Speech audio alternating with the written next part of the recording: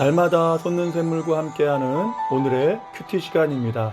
7월 28일 화요일, 오늘의 말씀은 신명기 14장 3절로 21절까지의 말씀입니다. 너는 가증한 것은 무엇이든지 먹지 말라. 너희가 먹을 만한 짐승은 이러하니 곧 소와 양과 염소와 사슴과 노루와 불구스름한 사슴과 산염소와 볼기가 흰 노루와 뿔이 긴 사슴과 사냥들이라. 짐승 중에 굽이 갈라져 쪽발도 되고 새김질도 하는 모든 것은 너희가 먹을 것이니라.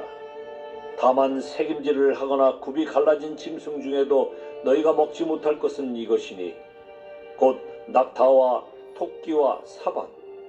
그것들은 새김질은 하나 굽이 갈라지지 아니하였으니 너희에게 부정하고, 돼지는 굽은 갈라졌으나 새김질을 못함으로 너희에게 부정하니 너희는 이런 것의 고기를 먹지 말 것이며 그 사체도 만지지 말 것이니라.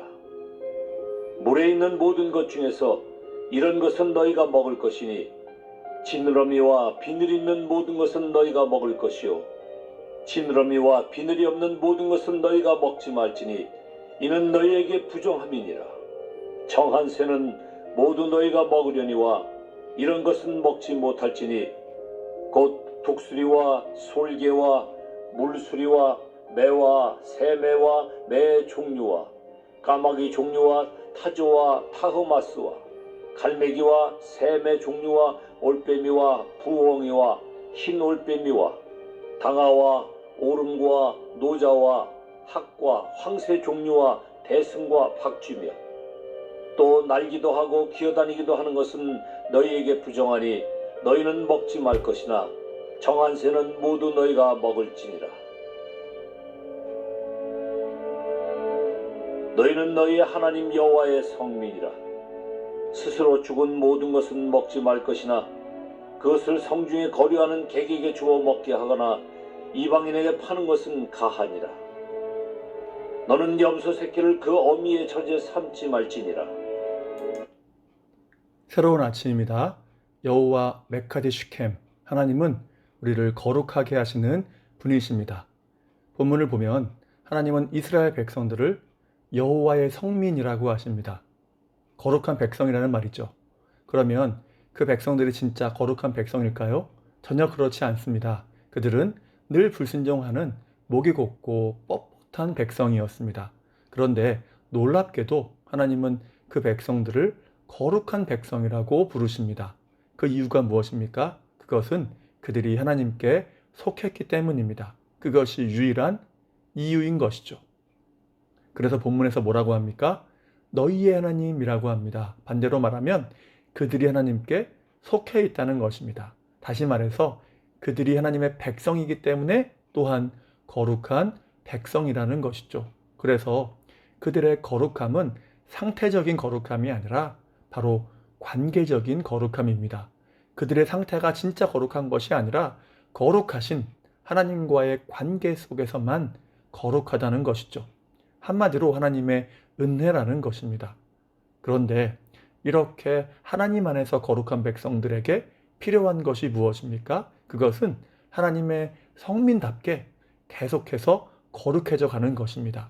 그래서 레위기 11장 45절 하반절에 보면 내가 거룩하니 너희도 거룩하라 라고 하시죠.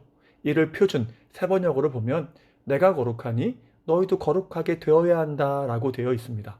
그러니까 그들을 그냥 이름만 거룩한 백성이 아니라 하나님의 성민답게 계속 거룩해져 가야 함을 말씀하는 것입니다.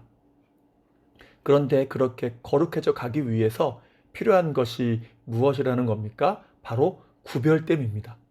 그리고 그러한 구별됨을 위해서 말씀하시는 것이 바로 본문의 식생활의 구별됨이죠.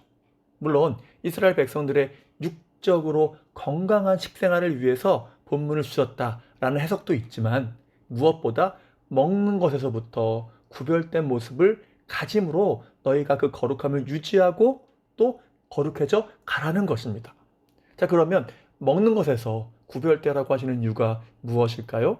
두 가지로 생각하면 첫 번째는 삶 속에서 늘 하나님의 성민임을 잊지 말라는 것입니다.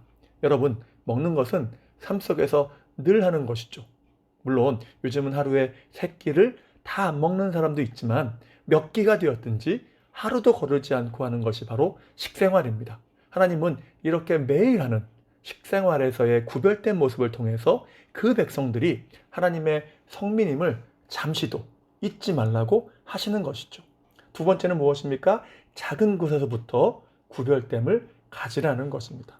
물론 먹는 것은 아주 필수적인 것이고 근본적인 것이긴 하지만 그럼에도 먹는 것을 큰일로 생각하지는 않는다는 것입니다. 그런 면에서 하나님은 작은 것에서부터 구별되라고 말씀하시는 겁니다. 그래서 주님도 말씀하시죠. 지극히 작은 것에 충성된 자는 큰 것에도 충성되고 지극히 작은 것에 불의한 자는 큰 것에도 불의하다. 결국 하나님의 백성들이 가나안 땅에서 구별된 삶이 되려면 작은 것에서부터 구별되어야 한다는 것입니다. 우리의 삶도 역시 마찬가지입니다. 베드로전서 2장 9절에 보면 너희는 거룩한 나라요 그의 소유가 된 백성이니 라고 하죠. 우리 또한 거룩한 백성이라는 것입니다.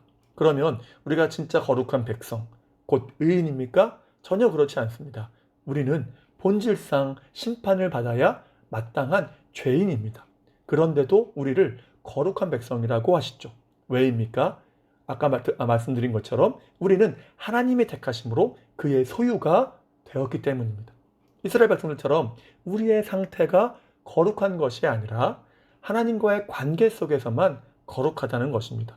한마디로 하나님의 백성이 되었기 때문에 거룩하다는 것이죠.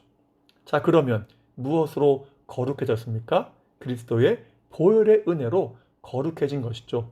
그래서 우리를 뭐라고 부르죠?